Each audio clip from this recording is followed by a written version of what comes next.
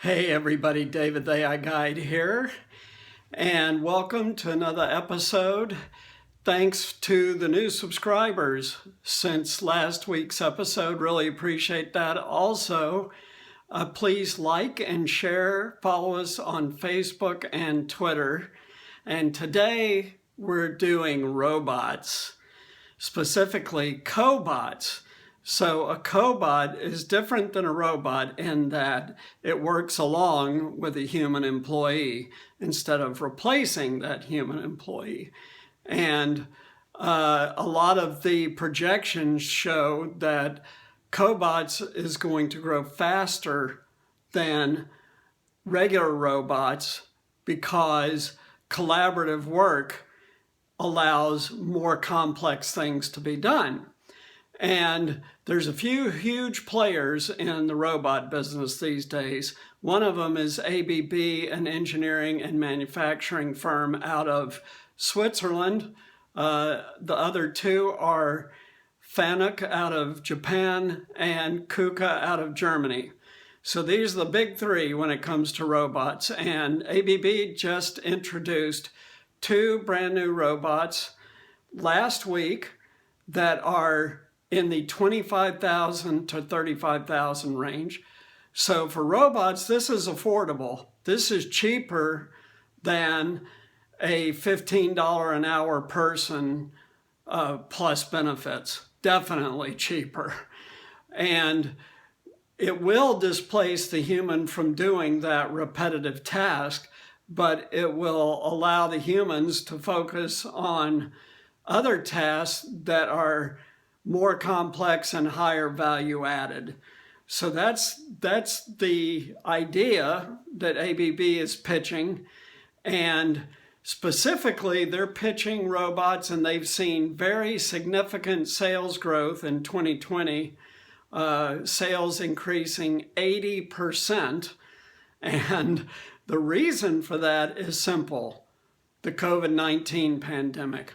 So for those of you who are not in the manufacturing world, ABB and I are here to tell you that it's been a tough year in 2020, keeping employees working and making stuff. This has been a huge challenge, and it's forced a lot of medium and small size companies to really start thinking about robotics where they hadn't really caught on to that trend yet. The biggest single market for robotics so far has been the auto industry. And in fact, for ABB, it's 40% of their sales in that one industry. So that's highly concentrated. There's, a limited number of car companies. Now, these are big robots and highly profitable. However, these robot companies want to diversify, and the way you do that is to create cheaper robots that are affordable for smaller companies and get them interested in it. And this is what ABB is trying to do. Now, in innovative uses of robots, ABB talks about how they sold 50,000 robots to Singapore to do COVID-19 testing. Why?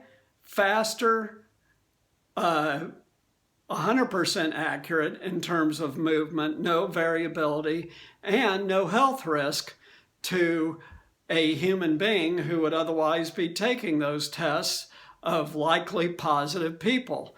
So this has been huge in 2020, and the compound growth rate, which means year over year, projected for these cobots that ABB has just introduced, is 17% growth a year. Now, that doesn't sound that high, but in manufacturing, it's a very high growth rate. Manufacturers typically are thrilled to death with a 17% year-over-year compound growth rate that continues. What does this all mean? What does this mean in the human world, which is what our focus is here at the AI Guide? Well, it means that robots, as I've been saying, are going to become more and more prevalent. So they're going to start penetration now based on much greater affordability in smaller businesses, and that will be more visible to more people because many more people work in small and mid-sized businesses in number than work in the huge corporations where the robots have been concentrated. So a lot more people are going to start to see robot adoption.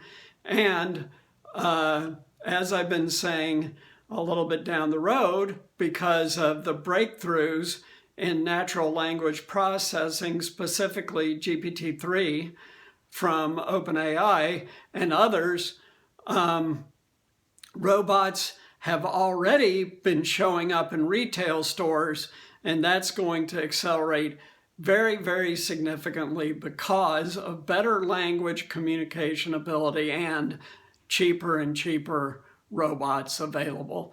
Robots will follow that same deflationary curve that all technology follows, which is, for example, 10, 15 years ago, a plasma TV would cost you $5,000. Now it's $150,000. So when that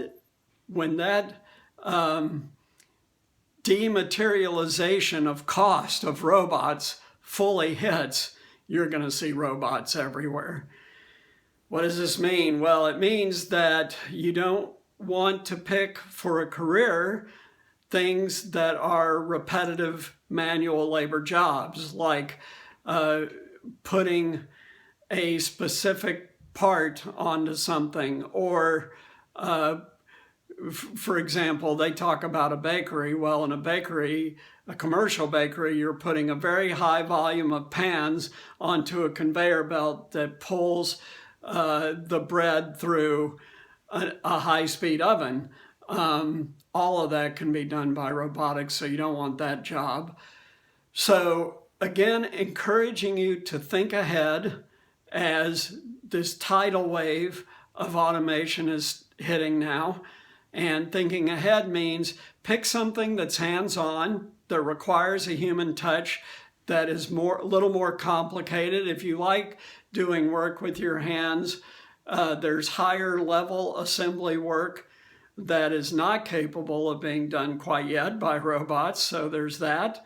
And of course, there's work that will not be rapidly automated, like electrical work, plumbing work, stuff like that. So there's still plenty of opportunity to make good money with your hands, but you do not work in a warehouse. Don't work on a repetitive position on a factory line. So big stuff happening in robotics. This is going to accelerate. We're going to see more and more news coming out of the robotics sector. I've talked about Boston Dynamics and the unbelievable advance in only 3 years in their robots. So this is an area that we're going to continue to focus on, continue to talk about, continue to guide you to other career paths where robots aren't going to automate your job away. Thanks a lot. Take care. Please subscribe, and we'll see you next time.